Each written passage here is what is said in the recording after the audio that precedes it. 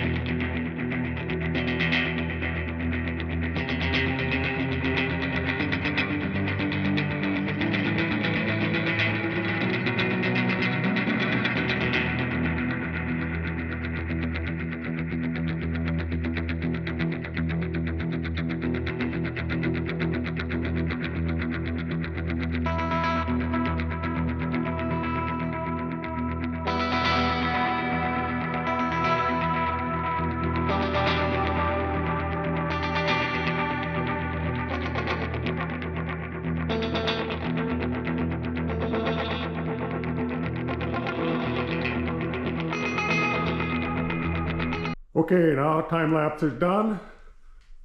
Thought I'd show you what I did so far with the mounting of a radiator. So that's basically how it's going to sit. The piping in that's going to be done by the owner, Cameron. What's on there now, the top tube here, that's from where it used to be mounted up front or wherever he had it, I'm not sure. But I'm going to show you what I did. First thing I made up was a nice little bracket here for the bottom half. I'll show you that after I take this off. I can get a little more detail into that. What I was working on mostly today was the this mount here. This was part of, that's why it's painted now, part of John's original race car for his radiator mount. His first race car had his radiator back here. He used a different radiator. I'll show you what it is here. It's kind of it's a long skinny one that had 2 fans on it. We're gonna keep that for now. We're using Cameron's original. This is a stock radiator that actually came out of the car originally. So what I did here is I had to modify it a little bit to make it fit this car. So, and then have some different mounts on top here. This is not all welded up yet. There's some other stuff that has to be done before we can weld these tabs on here, but I can kind of show you. Tabs are that's how they are, but there's a piece, I had to shorten the bar actually lengthen the bar. That's what I did, because I cut it, had to add a piece in between. You can see it there, I'll show you in a second here. Okay, and then had to get this angle better here to mount it. The reason we got hose clamps on here is so that he can change this if he wants, and if he needs to get down into here to, I don't know, maybe help, if it would be easier to pull the motor out to the top, you just take these hose clamps off and then this bar will come out. This is exactly what we had for on John's car, and you'd be surprised, these 2 hose clamps on each side, they absolutely held the thing in. They never came loose. Just good to check them once in a while, but it's a pretty good operation there. Let's see what else. Same thing on this side. Got the tabs here that are gonna get welded on to here after the middle piece gets welded up. So let me come back in a second here. I'm going to pull the radiator off and then I can show you what I mean. Okay, we're back. I pulled the radiator off. I got it sitting over here. You'll notice he's got these 2 little pins on the bottom. They sit into this guy here. We got 2 rubber isolator mounts here. This piece here is actually a factory bracket that came off this car in the front. But I added these little pieces here on an angle to get this angle and to meet the curve here. And that makes a nice solid mount for the bottom. Once the radiator's in it, not coming out, and it's also protected with the rubber on here. So this is the bar that I had to extend, and I had to add a piece in between here. And I don't know if you noticed in the time-lapse video, John showed up. He was able to do a couple of things for me here. I had this set up. He helped me tack in these little pieces here, and we put these couple tacks in here. Later this week, when Adam or it might even be John, when they have some more time, either one of them, they'll complete the welds on all in here. The reason we couldn't tack the tabs on, because the tab that's on this side of the radiator is right over this weld.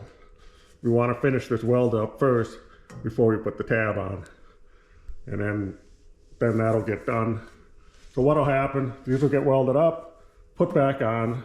We'll put the radiator when the tab's here, then we'll tack the tabs in, take it off again, weld that up, probably give it a little paint or something, put it all back in, and then the radiator will be mounted, and that'll be done. Like I said, there are some rubber isolators here on the bottom, and these guys here, they have rubber here, so the radiator is kind of like rubber mounted, so it helps it so it doesn't rattle apart, you know. So with that, another little quick update on this car.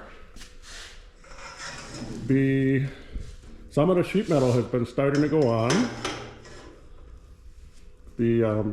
John was able to, I don't know if you remember in the last video we had these pieces cut, they were just sitting in here. Well, they're kind of permanently mounted now. Kind of hard to see here, but he put the tabs on, and he also put a nice little bead roll in here so that it gives it some stability, some stiffness. I'll show you the underside here, what it kind of looks like. If I can get in here. So that's a requirement per rules. We need extra protection above the driver. There still will be a complete roof that goes over the whole thing, one piece. Usually it kind of comes down a little bit here. You see in some of the pictures, and you got the name and the number and any other advertisement and stuff on top. And we also, I don't remember if it was on the last video or not, but we have, starting on the door sheet metal. It fits in right here, sorry for the noise. And you can kind of see what that's going to look like. And we got to kind of cut out for the Nerf bars here. They'll get bolted in. This particular piece, as per rules, again, every 6 inches needs mounted on here, all the way around. It's an extra piece of protection. On the other side of the car, not as much. This is just to help us out. This is from one of John's older cars. This is a piece of sheet metal that he had on his car. That's pretty much, I don't know if we even need that much, but we're gonna have to do something similar to this, but we gotta do it different because the gas tank filler is here. On John's car, the gas tank was actually inside, you know, it was different. And we also made up some number plate mounts that will go right here. You put your number on there, and then they also come off with some quick connect or quick release. So that's ready to go. But other than that, I was not able to get John to be able to come on camera. He was busy. He was actually working on Taylor's car. He had a few minutes to work on her car, and so that's probably going to be the subject of the next video. I'm going to do some work on that car now, and with that, I'm going to leave you guys. See you next time. Click like, thumbs up, subscribe, all the other good stuff. So until then, we'll see you next time.